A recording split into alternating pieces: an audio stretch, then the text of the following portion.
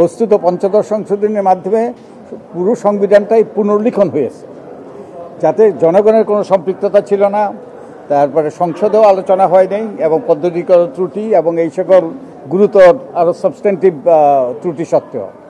তো এখন এই পুনর্লিখনটার এখন এই যে জঞ্জাল সৃষ্টি করা হয়েছে পুনর্লিখনের মাধ্যমে, এই জঞ্জালটা অবসান হওয়া দরকার।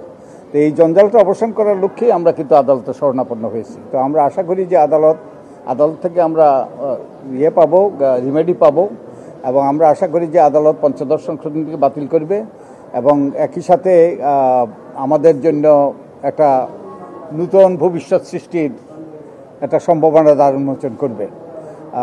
আমাদের এখন ডক্টর শরীফ যেটা বলেছেন, এখন এই সংবিধান পুনর্লিখন, সংবিধান, তারপরে নির্বাচনী ব্যবস্থা সংস্কার, এইসব নিয়ে অনেক আলাপ আলোচনা হচ্ছে এবং এগুলো আঙ্গাঙ্গিকভাবে জড়িত।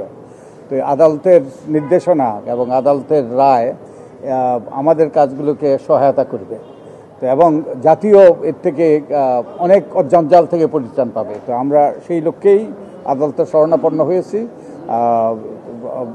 আমাদের উকিল মহোদয় যেটা বলেছেন, ব্যারিস্টার মহোদয় যেটা বলেছেন, যে আমরা আশা করব যে বিচারপতিদ্বয় সর্বতভাবে চেষ্টা করবেন যাতে পরের ছুটির আগেই, অবকাশকালীন কবে হবে, 17-18 তারিখে বোধহয় ছুটি হওয়ার কথা, তার আগেই যদি আমরা রায়টা পাই আমরা পুরো জাতীয় উপকৃত হব।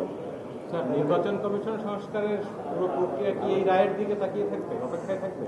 না, এই রায়ের অপেক্ষা থাকবে না। তবে আমরা আশাবাদী যে আমরা আদালত থেকে প্রতিকার পাব। তো সেই আশাবাদ নিয়ে আমরা অগ্রসর হব।